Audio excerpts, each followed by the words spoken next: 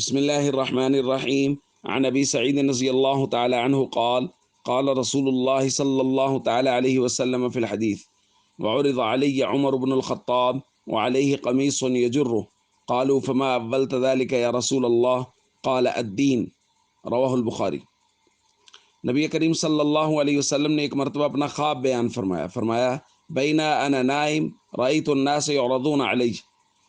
میں سویا ہوا تھا، میں نے دیکھا لوگ میرے اوپر پیش کیے جانے لگے، میں نے دیکھا علیہم قمصن، لوگوں نے قمیص پہنے ہوئے ہیں، کچھ لوگوں کے قمیص ان کے سینے تک آ رہے ہیں، کچھ کے ان کے پیٹ تک آ رہے ہیں، کچھ کے اس سے بھی چھوٹے ہیں،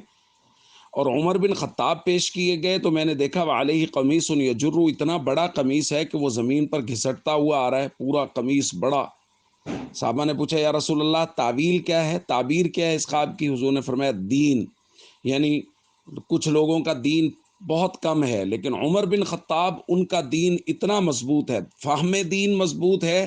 عمل علی الدین مضبوط ہے، اور دین پر فیصلے اتنے مضبوط ہیں کہ وہ اس قمیص کو، جو دین والا قمیص ہے، اس کو کھینچتے ہوئے گھسیٹتے ہوئے آ رہے تھے۔ اور ایک دوسری روایت میں نبی کریم صلی اللہ علیہ وسلم نے ایک اور خواب بیان فرمایا بینا انا نائم، میں سویا ہوا تھا، میں نے دیکھا اتیت بقدح لبن، میرے پاس دودھ کا ایک پیالہ لایا گیا، حضور نے فرمایا میں نے پیا اور میں نے محسوس کیا کہ تازگی میرے ناخنوں سے نکل رہی ہے، یعنی میں پورا سیر ہو کے میں نے اس کو پیا۔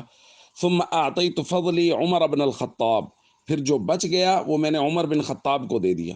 قالوا، صحابہ نے پوچھا یا رسول اللہ فما اولتہ، اس کی تعویل کیا ہے، اس کی تعبیر کیا ہے؟ فرمایا العلم، حضور نے فرمایا اس کی تعبیر علم، یعنی علم اور دین۔ نبی کریم صلی اللہ علیہ وسلم نے ارشاد فرمایا عمر بن خطاب اس میں کامل ہیں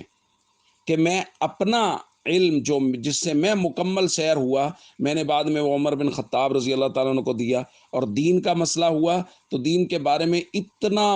دین پر ثابت قدم اور فہم دین اتنا مضبوط کہ لوگوں کے قمیص ان کے پیٹ تک، سینوں تک آ رہے ہیں، عمر بن خطاب کا قمیص یعنی دین اتنا بڑا ہے کہ وہ اس کو گھسیٹتے ہوئے آ رہے ہیں۔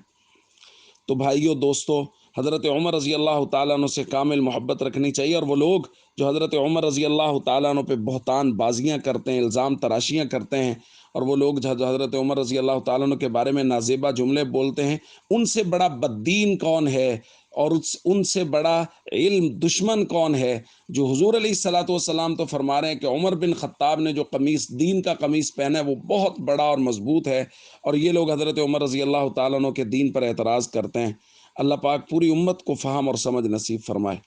السلام علیکم ورحمۃ اللہ وبرکاتہ۔